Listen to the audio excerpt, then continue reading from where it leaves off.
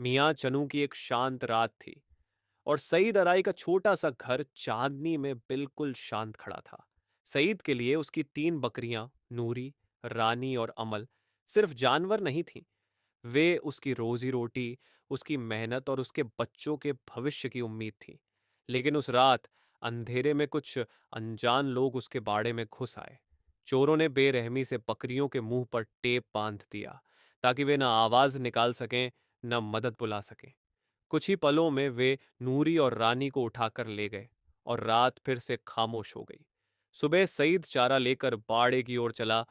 चेहरे पर हमेशा वाली हल्की मुस्कान थी, लेकिन जैसे ही उसने दरवाजा खोला, उसका दिल एकदम बैठ गया। बाड़ा खाली था। उसकी आवाज कांपने लगी जब उसने पुकारा, नूरी, रानी, अमल। लेकिन हर पुकार का जवाब केवल सन्नाटा था। फिर उसकी नजर पड़ी। पीछे की दीवार के पास अमल पड़ी थी। उसके मुंह पर अब भी टेप लगा था और उसकी सांसें बंद हो चुकी थीं। वह रात भर तड़पती रही और दम घुटने से मर गई। सईद घुटनों पर गिर पड़ा। उसकी आंखों से आंसू रुक नहीं रहे थे। 3 बकरियां चोरी और एक उसकी आंखों के सामने मृत।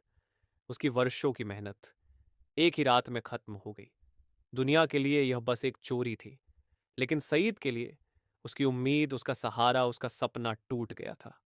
फिर भी वो उठ खड़ा हुआ, क्योंकि उसके जैसे मेहनतकश लोग गिरते हैं लेकिन हार नहीं मानते।